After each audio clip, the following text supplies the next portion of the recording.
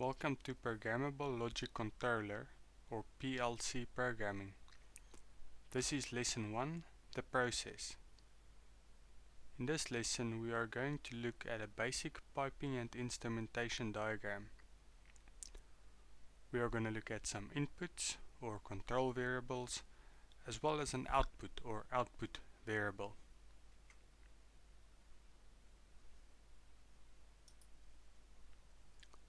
This is a basic piping and instrumentation diagram, or P&ID.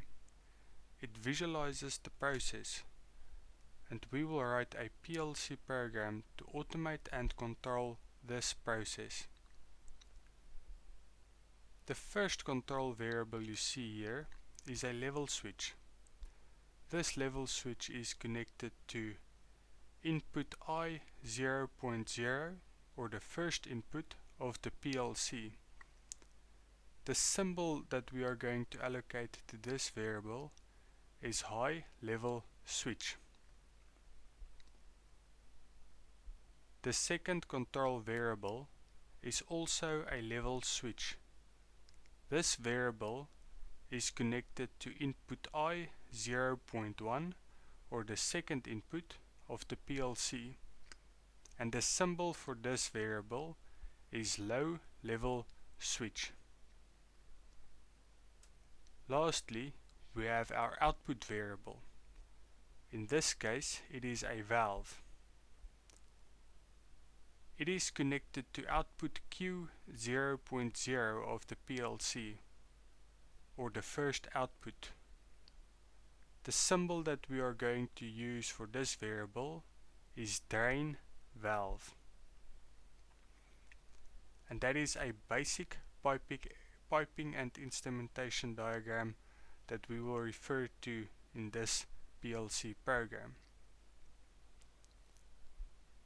Now for your first assignment, I would like you to draw your own process diagram using two control variables, or two different inputs, and one output variable controlled by the two inputs. Examples of control variables are switches, buttons, sensors. Think of a device that has a normally open or normally closed contact, and when this contact is closed, it sends an electrical signal back to the PLC. Now examples of output variables are motors, pumps, lamps, equipment that is being turned on via an electrical signal. As an addition, I have added in the description below some free drawing software from qelectrotech.